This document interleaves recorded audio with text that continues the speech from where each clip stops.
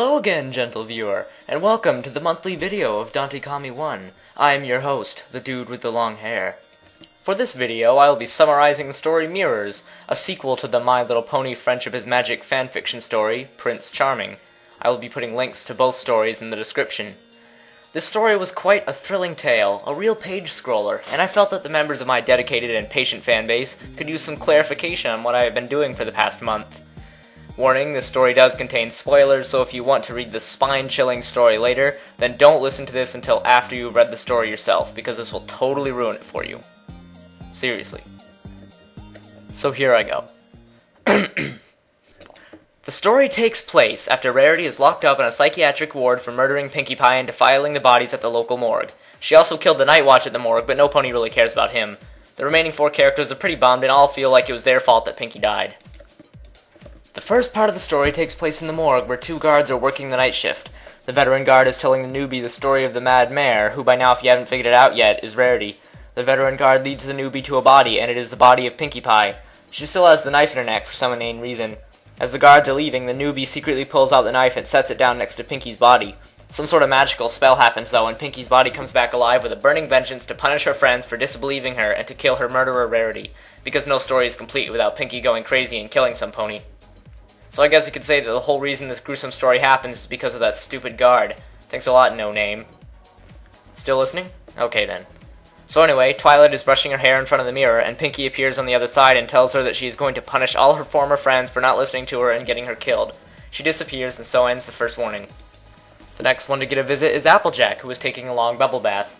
She gets out and then is confronted by Mirror Pinkie, who promptly knocks her out. Applejack and Applebloom are both tied down in the barn, and before you start to think, I think I know where this is going, I would like to say that this story is not a crazy clopfic. Just so you know. So anyway, they're in the barn and Ghost Pinkie is now in material form. She talks for a bit and then mentally scars Applebloom by doing a bunch of scary stuff in the form of Applejack, and Applejack gets branded on her flank. Big Mac hears them screaming and comes to the rescue, but Pinkie disappears before he can lay a hoof on her. Big Mac goes to tell Twilight, and so ends the second warning. The next victim is Rainbow Dash, who has taken to drinking ever since Pinkie's death. She is living with the Wonderbolt Soren, who is also her lover. Soren leaves for a bit, and Rainbow Dash is visited by Pinkie, who like always is in the mirror. She mocks Rainbow Dash to a point where she makes her smash the mirror with her head. Soren comes home to find her drunk off her hooves and babbling crazily, with glass cuts all over her face. He takes her to the hospital. Oh man, I forgot to mention Spike's role in all this. Spike has been deeply hurt by Rarity going insane and babbling crazily to herself, and he visits her every day. He asks Twilight if he can go see her, and Twilight says yes, he can. He heads off, to be mentioned later in the story. Twilight hears from Fluttershy that Rainbow Dash is in the hospital with Applejack, and so she goes to visit them. While there, she finds out from Soren that Rainbow Dash has seen Pinkie in the mirror also, just like her and Applejack. She gets to thinking, and Fluttershy heads home. Oh god, I'm sure this next part will just kill the mood for all Fluttershy fans. Fluttershy, the gentlest and kindest pony of them all, returns home to find that Pinkie has murdered all of her animals and redecorated her house with their blood. She mocks Fluttershy with vile comments on her character and waves Angel's head in her face. Fluttershy is traumatized and her character is altered dramatically for the rest of the story. Still holding in there? Okay then. So Twilight finally reaches the conclusion that Fluttershy is next in line, so she teleports to the cottage to find that she is already too late. She walks in and finds Fluttershy cowering in the blood puddles while Pinkie is still there laughing maniacally. Twilight tries to stop her, but gets knocked down and Pinkie pokes out her left eye with a knife. Fluttershy stands up for Twilight, however, and kicks Pinkie off her before she can kill Twilight. By this point in the story, you can kind of tell that Fluttershy has a thing going for Twilight, and so this whole situation made her braver to protect her love.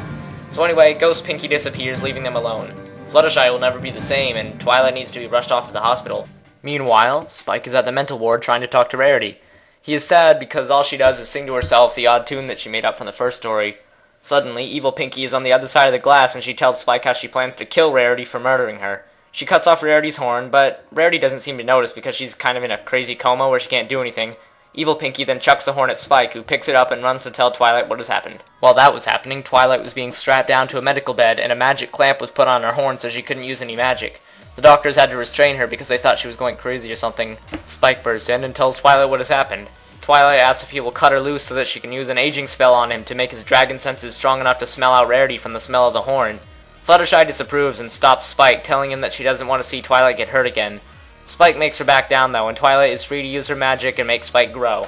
Sacrificing his childhood innocence, Spike is now a full-grown dragon. He picks up Twilight and Fluttershy, as well as Applejack and Rainbow Dash, and they all fly off with Spike. Evil Ghost Pinky has sort of a party set up in the Everfree Forest where she has Rarity tied to a tree. She wants to kill her, but she has a mirror for some reason, and there is a good her in the mirror being all mommish and telling her how disappointed she is in her. Evil Pinky gets even crazier from hearing the voice in the mirror and from Rarity's insane singing in the background.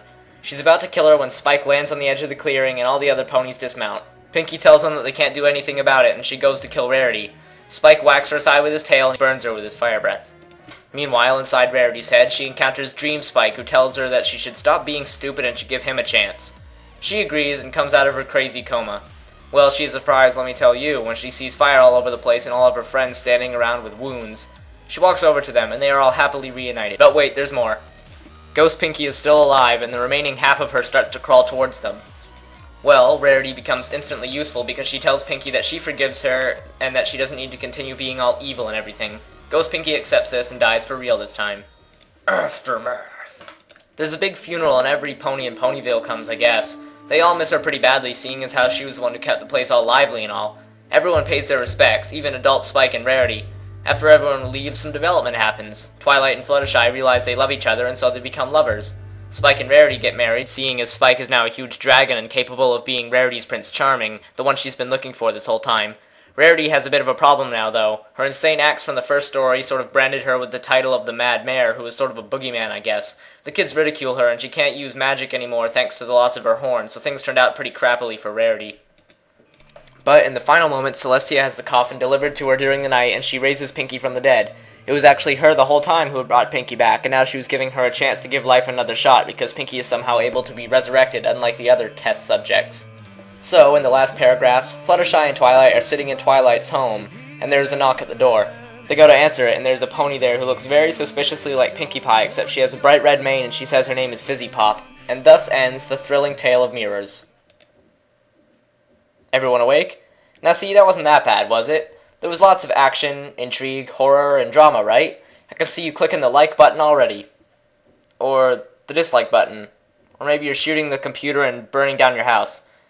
Either way, I hope you all at least were not bored to death by this story. This has been the dude with the long hair, with a new video. Finally. You're not mad at me, are you? Please don't